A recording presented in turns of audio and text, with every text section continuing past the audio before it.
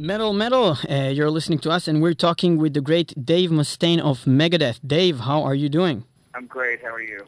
We're just great. So, first of all, we wanted to have our condolences to David Elfson and everything that happened there. We were really looking forward to see you at the Hellfest, which we attended, and didn't get to see Megadeth. So, we're really looking forward to see you here in Israel. Is everything going okay since that incident in Megadeth? Yeah, David was very close with his brother, obviously. It's sad to think of anybody who has a brother that they're not close with. But, and I knew him too. He was a really, really cool guy. Unfortunately, he passed away from cancer, and we did the right thing by stopping and taking time to grieve. How important that is to mourn the loss of your loved ones. And funny thing was, Dave called me day before yesterday and said, "I'm ready to play again." And that's the true heart of a warrior when you can grieve your losses, but you still know what your purpose in life is. And we're ready to go. We're ready to get over there and tear it up. Well, we're really happy that you're coming in here in Israel once again. We really enjoyed your last performances, and we also got to see you in other venues around the world. We're big Megadeth fans for many years now. And me and Niv, my brother, who is the co-host with me here, we were wondering a couple of things. We know you have a limited frame of time, so we'll get to it. Your biography, which we read, is called A Life in Metal. And you and a few more people can actually claim that title, A Life in Metal, life that revolves around that type of music through the whole life, which you also helped created this world of metal that we know today and we grew on with your own 10 fingers. Looking back at your life, is there anything else you think you could have done if you weren't doing music? Oh, yeah. I love teaching people stuff.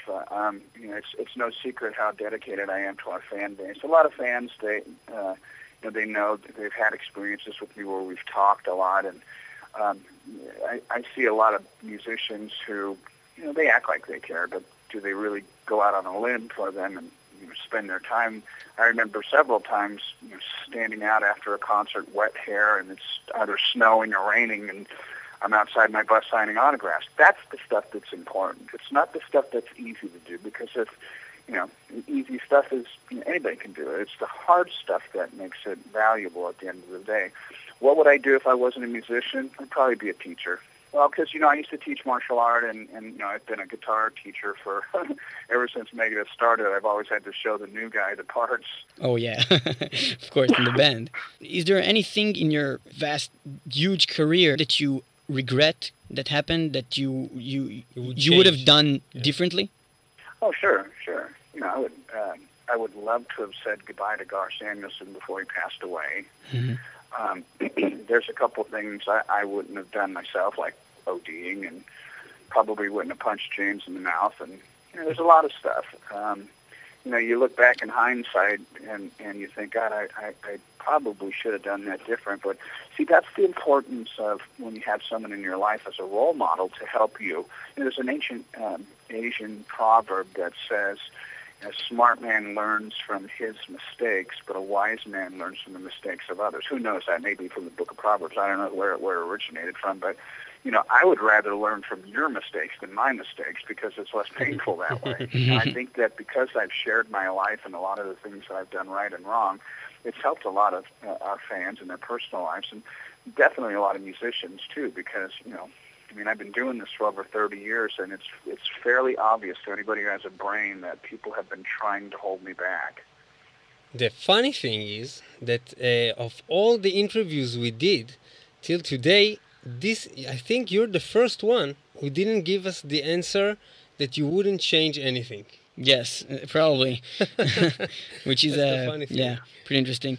Well, you're dealing with a lot of people who are profiling, and for me, I tell the truth. I'm a terrible liar, and they're anybody who says that they've lived a life that has no mistakes, anything that they wouldn't want to change, they're lying. And another thing we wanted to know, we're not going to dwell too much at all in this whole Metallica Megadeth thing. Everybody's asking about it, and we're dealing with you and Megadeth. But the only thing we want to ask about this era and now is, in other interviews that you made in the past, you've stated that the Metallica Megadeth feud it's what gave you fuel to be the best, to push forward and to make yourself who you are, and Megadeth especially the monster that it is these days. And but after the Big Four tour and the 30-year anniversary for Metallica you took part at, that all seems to be behind now. What gives you fuel to continue to write and perform these days?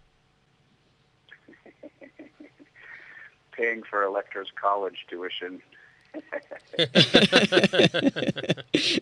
Yeah, that's the thing. Yeah, you know what? I love playing. You know, listening to you guys and talking, and this is the greatest job ever, to be able to bring happiness to people's lives. Because, I mean, how many people do that? You know, prostitutes, drug dealers, you know, stuff like that make people temporarily feel good.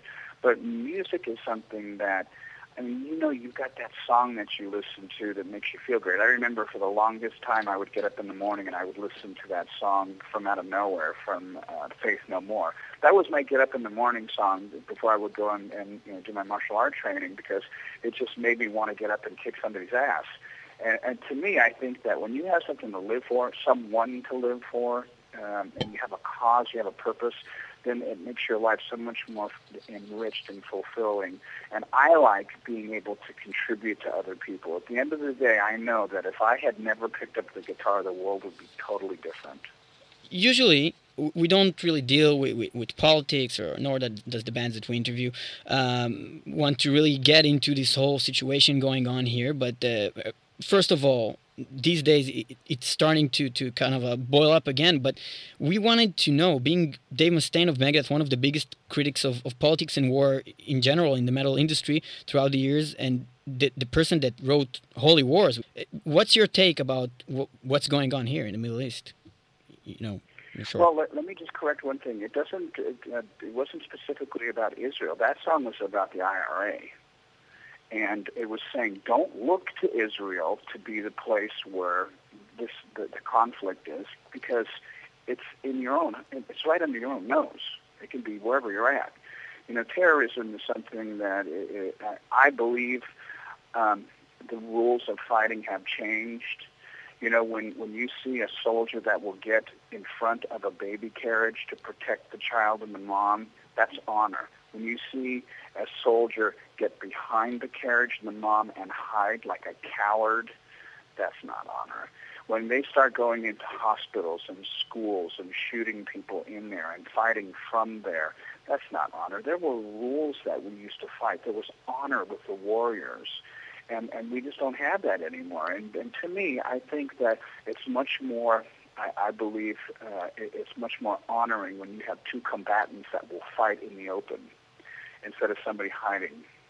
You know, but that's just me. That has to do a lot with my martial art upbringing. That has to do a lot with the way that I've solved conflicts. And there were a couple times in my career where I've had some other musicians that have called me out about stuff, and I've gone right up to them and I said, look, you know what, if you want to settle this, we can settle this in the ring.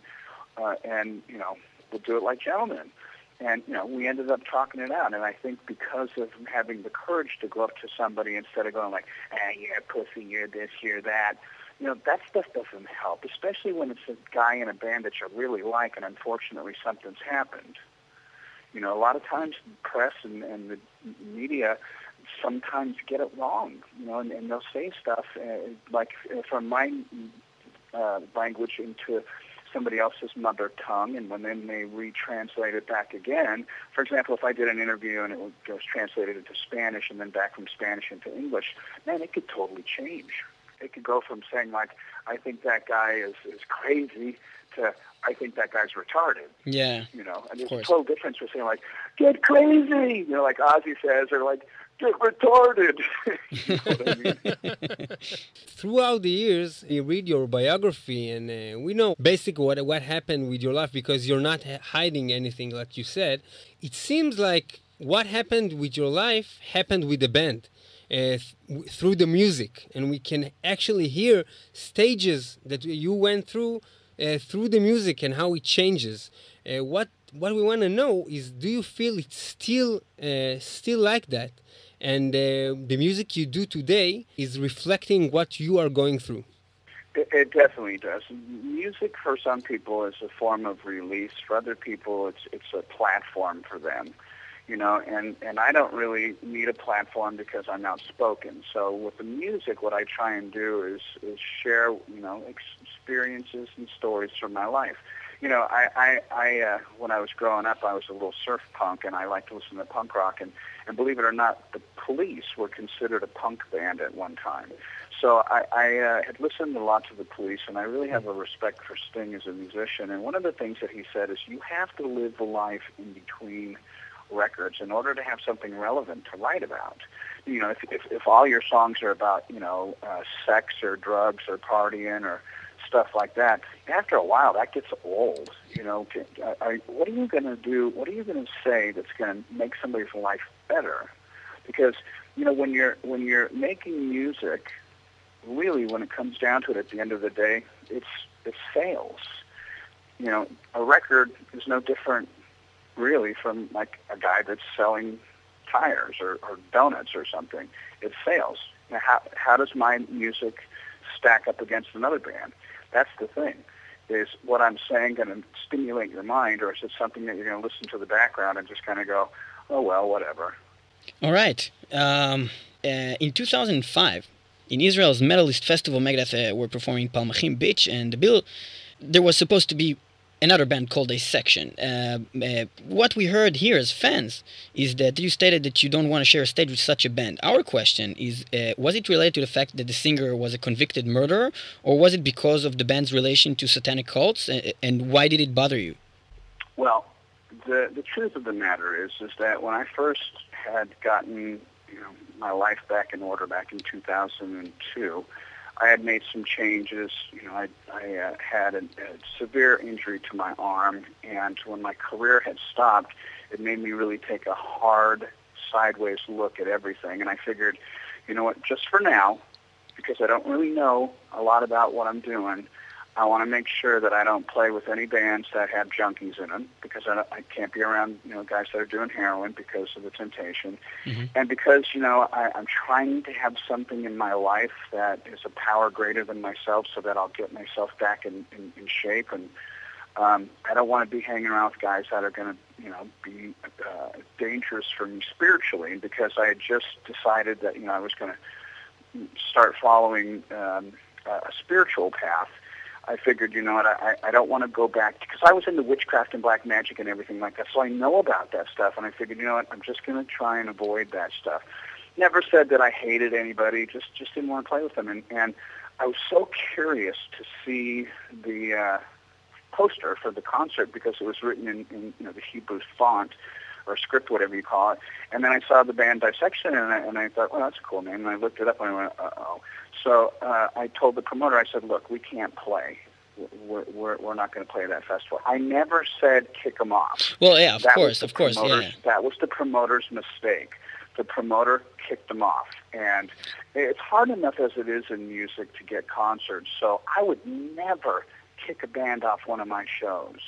I would rather me not do it. And when I said, look, we don't want to do it, they unfortunately harmed that band, regardless whether the guy was a convicted murderer, he was a satanic person. We all have a little bit of darkness in us. Now, I've never killed anybody, killed a couple of guitars, but I've never killed anybody. And the sad thing is, at the end of the day, the poor guy had committed suicide. So he was a tortured soul. And I know that for me, the reason that I turned to black magic and witchcraft and stuff like that was I had spiritual abuse, and so many things had been done wrong in my life, and there was so much hypocrisy with the people that had said that they were Christians or whatever, Catholic, whatever, the people in my life. They would say one thing and they would do something else. So I really regretted having spent any time in a church, and I really resented people who said that they believed in God, because you would see them do one thing, and then the next day they would do something else, and it's just very confusing as a kid. And I think that's why a lot of us end up being spiritually misled. Probably part of the reason why that poor chap did that too. But we were supposed to play a show with them in France, and they didn't get kicked off that show. A lot of stuff went around about another band that had a name that, was kind of offensive to me. But, that's a personal thing. It has nothing to do with their band, their quality of music. Yeah, but you can expect the producer of a show to cancel Megadeth when it's standing like right opposed to Dissection or Rotting Christ, because like those are little bands and Megadeth is that's a Megadeth. huge band that's Megadeth. So I know, but guys, what you got to understand is my heart for those guys has nothing to do. My decision not to play with them doesn't have anything to do with their value and worth as people, because I'm sure they're probably really great people. Sometimes we name our band stuff to get a reaction out of people, and it's not really who or what we are. And, there are bummers. There are consequences. Naming Megadeth, I can't even tell you how offensive it was. There's a huge radio station in Los Angeles called KLOS. And we had done a song, and after the song was over, they go, and that was a cover of an old Alice Cooper song. Coming up next, they didn't even say our name. Mm-hmm. They wouldn't say Megadeth on the radio. So, it has nothing to do with the person's worth or anything like that, because I believe we're all valuable, and it's just a personal preference that I had at the time. I've learned a lot more now.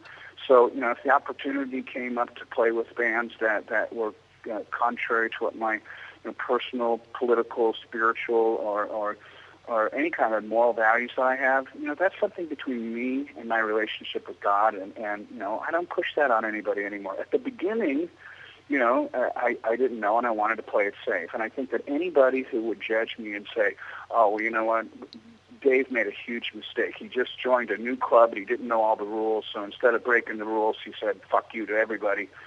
That's not me, man. I like to do things right. So I played it safe. I learned a lot about it, and I've opened my mind up to it. Well, let us ask you another thing about that festival. That same festival, when it took place, the show got canceled like after 4 songs when a barricade failed. Yeah. And we as a crowd didn't got any explanation, really good explanation until now, what really happened there. What can you tell us from Megadeth's side of what happened that day? Well, I watched what happened. The barricade buckled, and some kid that was right in the front, I watched his leg get snapped in half. And, I've seen a lot of violence happen from the stage, what goes on in the pit. Sometimes security guards can be very heavy-handed and hurt people. I actually kicked a guy one time because I watched him do a wrestling move on a kid that was half his size. And sometimes in America when they have security guys there, unfortunately, they're very, very large bodybuilding people, and sometimes they use supplements that make them have rage, and they lose sight of the fact that they're there to protect the band, not to beat the hell out of the fans. So that show, what I remember, there was the one out on the beach. We played a couple songs. The barricade buckled. That kid's leg got broken, and they said, go to the trailers. And we left the stage, and they said that the police had asked everybody to leave. And the beauty of this was the way that the people had all left without, any kind of violence or punishing the band because the fact that the barricade broke. And the barricade broke was because, the fans were having such a great time. That was a convincing point for us that we were never going to turn our back on Israel, playing for the fans there, whether they're Israeli or foreigners that have come from another country to move to Israel or are visiting or whatever. We're not going to cower. We're not going to sit back and boycott or say we're not going to Israel. That's one of our places to play, and it will always be one of our places to play until we stop playing. Thank you. Thank you very much for that. And before we are about to wrap this up, we want to tell you that as kids, we used to listen to pop, and Megadeth was our bridge to metal. Countdown to Extinction, in particular, specifically was the album that blew our mind. Like, what is this? What is this? From listening to MTV shit and things like that, and our dream. I remember my dream as a kid, like, is just sitting down with Dave Mustaine and listening to the music he likes. Like, what a man that knows music in this magnitude listens to when he's home. So, can you tell us what kind of music do you listen to, like, when you have the time? Well, right now I'm writing new stuff for the new record, and unfortunately I've been having some physical issues with my hands. It's no secret I've had a couple of arm injuries, but nobody really knows the extent of the damage that was done. And today I'm going in for an epidural, which is a medical procedure because, this pain that's going on in my hand. So I'm really focusing on playing right now. I don't really listen to a lot of other music. And granted, Electra, she's pursuing her country career, so there's always country music blaring out of her room. But I try and, stick my finger in my ear when I walk past there. But as far as stuff that I like to listen to, I listen to the old classic stuff. The screamers, the new bands, the aggressive stuff. I love the music, but none of these guys sing. It's cool when you see some bands that'll sing and that have a little mixture of some screaming and some singing and stuff like that. But at the end of the day, that's not the kind of stuff that I picture myself listening to out by the pool. If you're going to walk up to somebody that's a friend of yours or somebody that you're just meeting for the first time and there's music playing in the background, do you hear like something really cool playing, or do you hear like it's like, for me, I can totally appreciate that, because at the time when we came out, people said the same thing. I can't listen to that, it's too extreme. But we sing, the difference between people like me and Axl and Hetfield and Chris Cornell, we all have a very unique voice. You hear us, you know who we are. Yeah, you can differentiate between the people that sings, actually. Yeah. Well, what happens is when you do that screamo stuff, you become faceless. And right now, I promise you guys could probably name 20 bands that all sound exactly the same.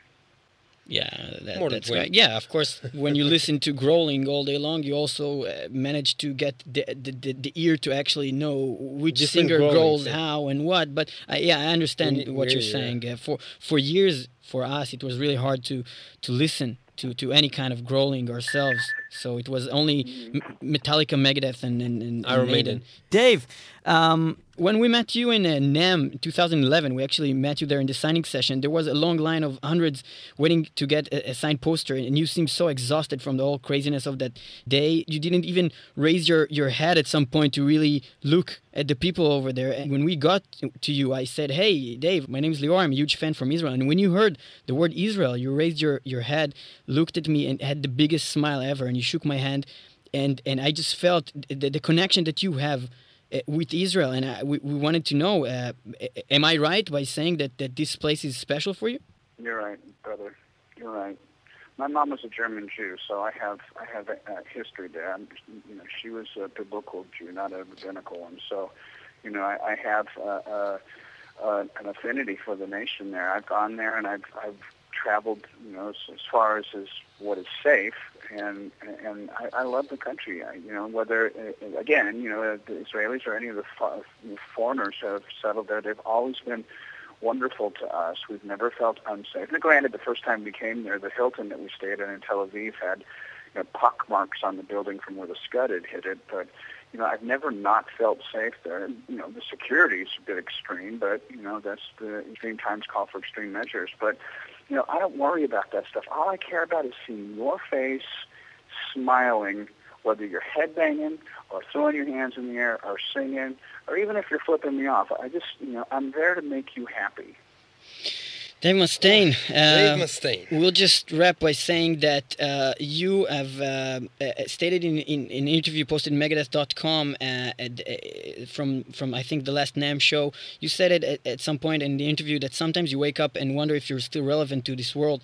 We, as two of the biggest Megadeth fans we know in this country, can say that your music changed our lives. The music and lyrics you wrote is so influential, not only for other musicians, but for the common folks as well. And what you have created in the 90s is not metal, it's pure gold. And thank you very much for giving us the honor to talk to you, Mr. Mustaine. You're welcome, guys. Hey, let's get together when I come out there. We'll have a cup of coffee or a beer or something. And have a great evening. Thank you. Bye. Bye-bye. Stay safe. Bye-bye.